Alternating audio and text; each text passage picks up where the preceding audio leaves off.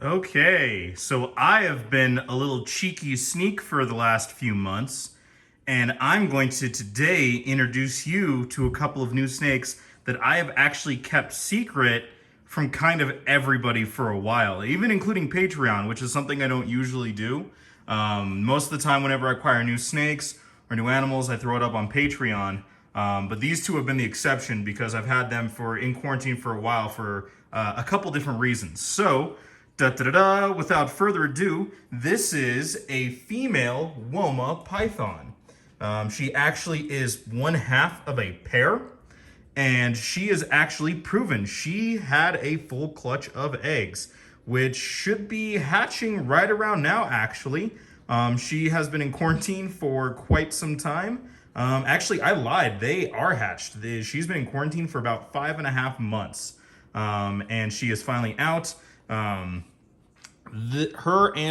guess her boyfriend, her significant other, baby's daddy, whatever you want to call it, came to us as someone who could no longer keep them, and they gave them to us for because that they knew that we would be able to take care of them properly, as well as potentially be able to produce more, as well as they actually have pretty good attitudes, and they will potentially be able to be ambassador and education animals.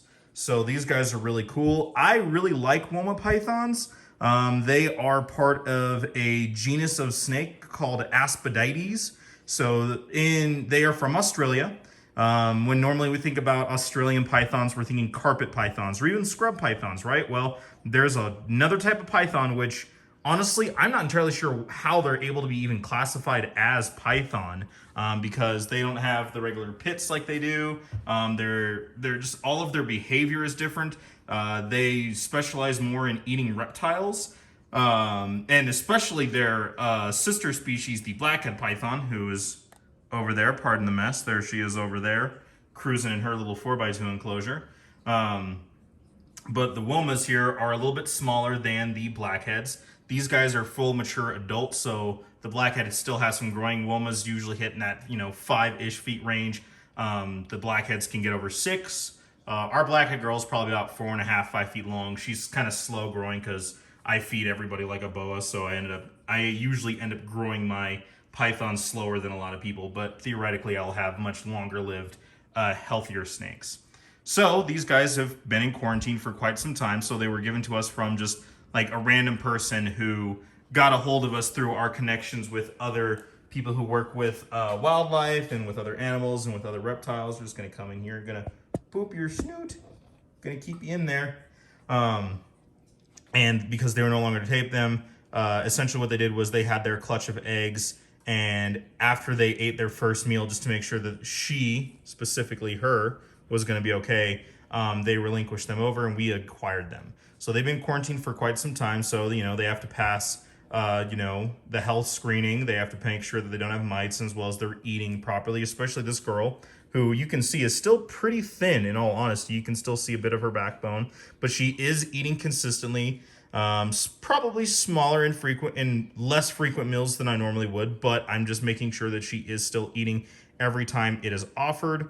Usually once every other week is when I'm offering it to her. Now that she is fully in here and I'll be able to interact with her a little bit more often and consistently, I'm probably going to start doing it to every 10-ish days, just to get a little bit more weight on her. And the male, who is actually larger, the male will probably stick with the every 2 weeks, if not a little bit less. These guys usually typically eat a little bit smaller meals, especially compared to like, I'm gonna boop you again, I'm gonna boop you again, boop. There you go. Just trying to keep her in here because I'm working solo today. They usually eat much smaller meals, especially compared to the carpet pythons, who sometimes will only eat 1 or 2 meals a year, them being very large. Like some of them can eat like a wallaby or something like that, whereas these guys usually eat smaller meals much more frequently. They're really, really cool species. I absolutely enjoy them, and I'm very excited to have them, as well as finally be able to share with you guys. Again, still working on getting some weight on her, but she's doing pretty well. So because, eventually her and the boy will be moving to 4x2 enclosures, because I want them to have a little bit more room because they will absolutely make use of it. And really, honestly, a lot of snakes will make use of that room, but these guys especially will. As you can see, it's a much longer, larger python than, say, a ball python. So these are the tubs that I typically use for my adult female pythons as well as my grow-out boas. But, excuse me, flies. She will eventually be going into a 4x2 enclosure, working on getting more of those. But, you know, still working on the move. We're almost officially done, and you'll be getting a full, hey, everything's down here tour very soon. There she goes into the hide. But I'm still working on all of that, still working on getting, you know, the whole reptile thing a little bit more full-time, a little bit more self-sustaining, and then I can work on getting more large enclosures for them to eventually grow into, because that is the goal, and I will explain that whole thing on that tour to, you know, in the up-and-coming tour. So, with that being said, this is her, and now we're going to move on to her boyfriend. So, here is the male. He also came to us a little thin. You can see a little bit of his spine back here, but they are eating. They are healthy. They are doing really well. You can tell the definite difference in the coloration. The male is larger, a little bit more drab. The female definitely has a bit more of those bright orange colors, which is fine. I like a little bit of diversity.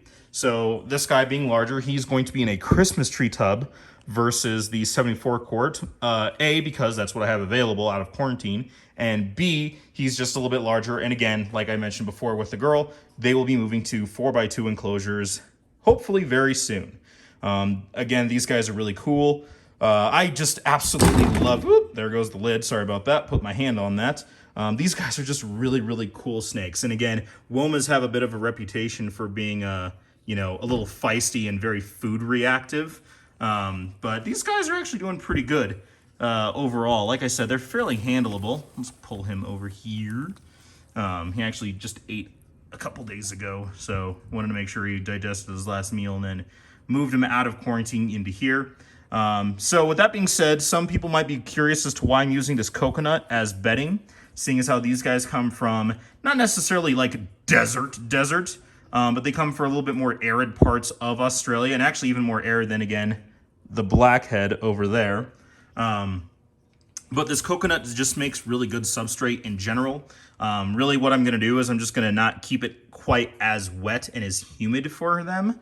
And then other than that, their temps and the rack that I have them set up on will be good. And then these are these much larger tubs, which allow them for a little bit more ability to spread out and, you know, utilize and stretch their muscles and such as we make sure we get more weight on them. Because like I said before, they are eating consistently, they are healthy, they are still just a little bit thin for me. They still, you know, have decent body structure, but I just want to maybe get that backbone not quite as apparent. They're still, you know, fairly slender body snakes. They're not like those big round sausages like a ball python, but still, I would like to get that on there a little bit. I do really like him because he's kind of like this kind of cool little combo where it's like he's a little bit darker, similar to the blackheads, versus the girl is very orange. But that's really it today. Just wanted to show these guys off to everyone here. It's adding another species to our collection.